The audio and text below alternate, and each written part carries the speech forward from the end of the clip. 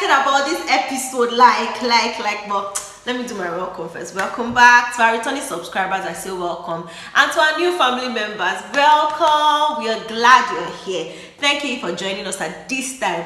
We're starting a new series. Yep, what did I say? We're starting a new series, and it is the things I wish I knew before I got married. Things I wish I know. Things I wish I knew. Everything. Things you're supposed to have known before you got married. And I won't be doing this alone. I'll be doing this with awesome married people, millennials like us, Gen Zs that'll be spicing up this whole thing and telling us those things they wish they had known before they got married. Stay tuned, don't go anywhere. I'll be right back.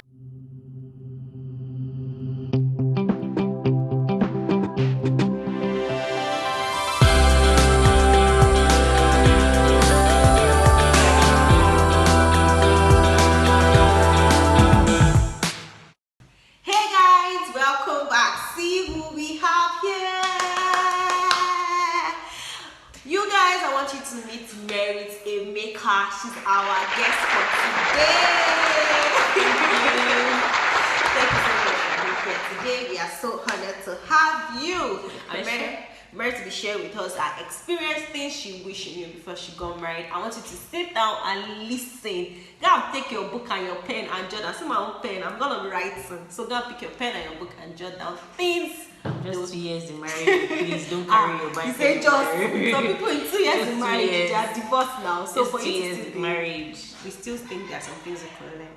Yes, so we're jumping right into the discussion. So our first question would be that the whole idea of happily ever after, living happily ever after, is it wrong? How is it like? Is it good to have that kind of notion that okay, marriage is all about living happily ever after? What's it like for you? Okay, the whole happily ever after thing, it works. Okay. Some people actually have their happily ever after. I'm not saying I don't have my happily ever after. I have my happily ever after, but let's be realistic. So, marriage feels like a partnership. Both of you would learn to live with each other. Both of you would learn to do things together. Both of you would grow together. Both of you would serve God together. And I don't think when it comes to when you guys start getting your life going, I don't see where happily the Disney world, the life would come in. Some people actually believe in happily ever. I don't believe in happily ever after. We are just living our life, being in love, being partners to ourselves. Seeing how it goes, right? Yes. Okay.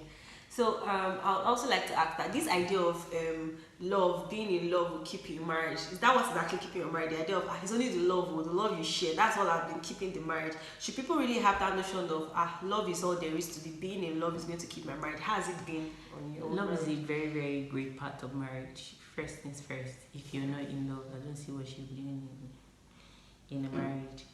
But love is a very, very big integral part of marriage that would keep everything going. And apart from love, there are other things involved in marriage. We have the financial responsibilities when both of you start working. When I don't think in this day and age, the man should be the only one bringing something to the table in the house. The woman should also be there to support her husband. Ladies, are you listening? Be there to support your husband.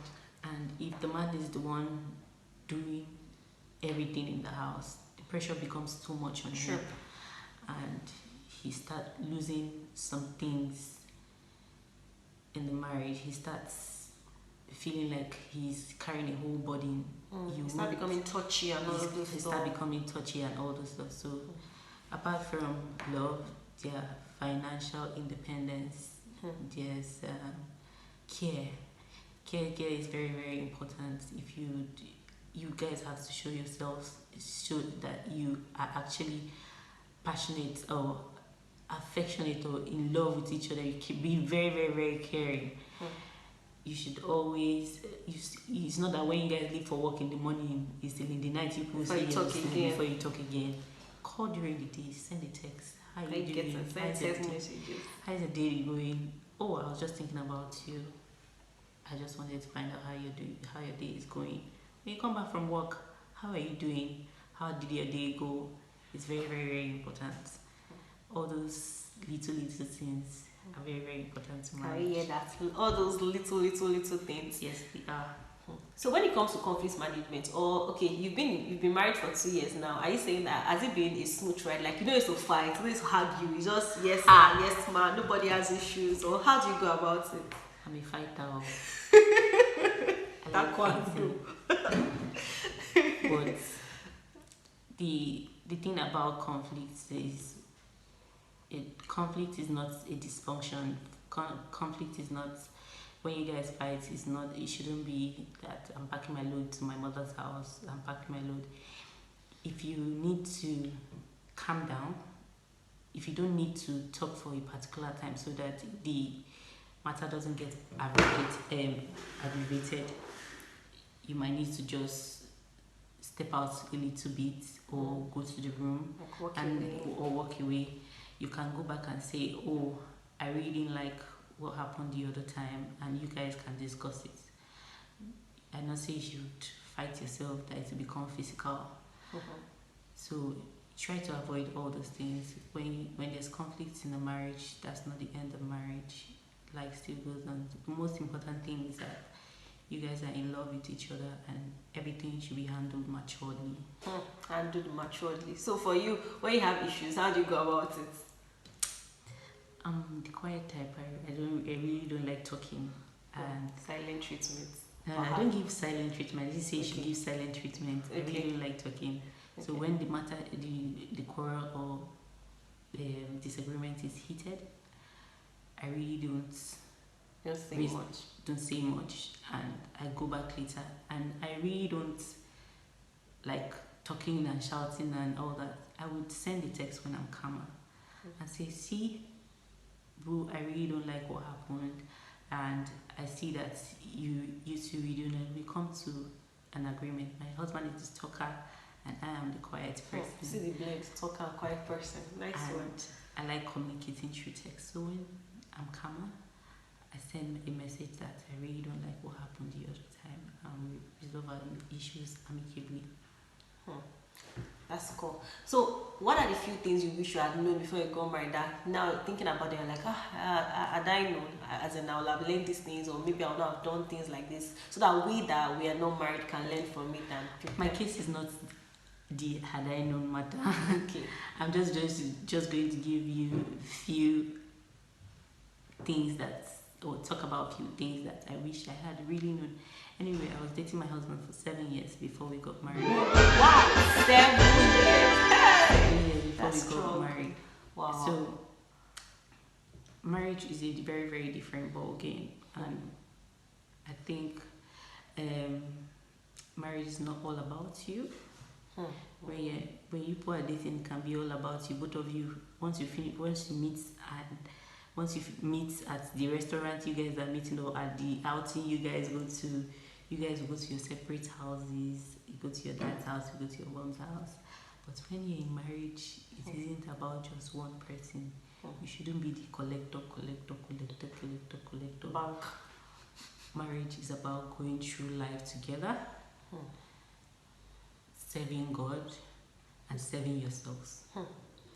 It is not about you needing something every time. It's not about your needs. It's not about... Both of you have to come together and work it out. And also, there has to be a compromise. If your husband likes the AC on in the room and you don't like AC... Can you hear that compromise? When I was speaking about compromise in the other videos, compromise. If your husband likes AC in the room and you don't like AC, you guys have to discuss it. Or he likes the light on when he sleeps and you don't like the light on when you sleep. You guys have to come to a compromise and say, oh, whether light to be on or light to be off. Or days for light on and days for light off. Light off. If you don't like AC, maybe you tell him to reduce it, or maybe you take a duvet to cover yourself. You guys have to come to a compromise. It's not everything fight. So, which other one? And emotions. When your husband is down sometimes I don't even know I know when my husband is down, because you just see him be moody. You have to know. Sometimes they don't speak. These men don't speak. They don't tell you that this is how my day. This is what is going on. But from his mood, from the cues he gives, you know that there's actually something going on with him. You need to approach him or something. You need to approach him and ask him what is going on. He might be going through a whole lot that he can't discuss it with you. And sometimes I carry his burden. Whenever he's in that mood, I'm also down. Whenever he's happy, I'm happy. You're happy. So it means that couples, you guys have effect on yourself. Yes. They also say you start looking alike once a year. That thing is true. Like, it's true, really. I've seen couples that look alike. No, actually, I think it's true. They actually say you start looking alike once you guys are being together for a while. And you can't do in marriage. You can't do everything on your own. Like you can't be Hokogano.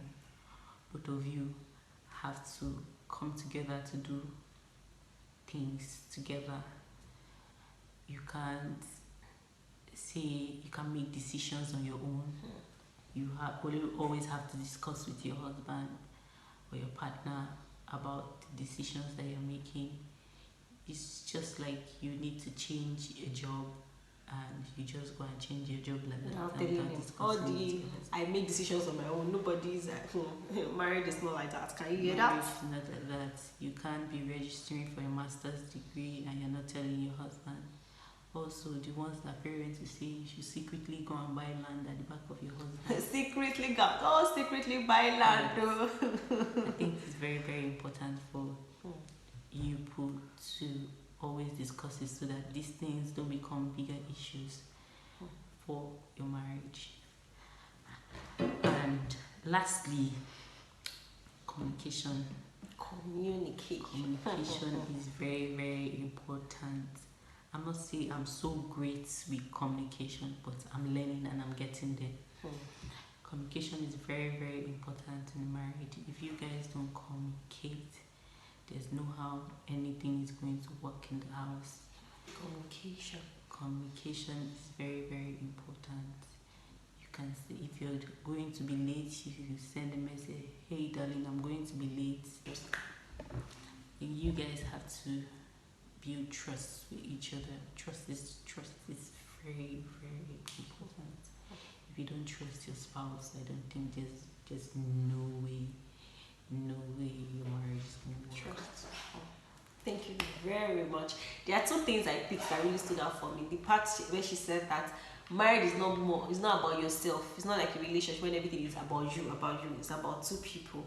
And she also said communicate. Communication is a really, I know how that can be a big thing, even in a relationship. Ability to say things, this ability, because it will stop assumption. When you communicate, you don't have to assume things or then ask questions and all of those stuff. Thank you very much, Merit, for coming on our show. Thank you so much for being on this channel. I'm so glad. I learned a lot. And this also helped to reiterate some things that I've spoken about. That people feel like, oh, you are not married, you might not have known, but many things you said now were also, they were also confirming some of the little things I had read about and I spoke about here.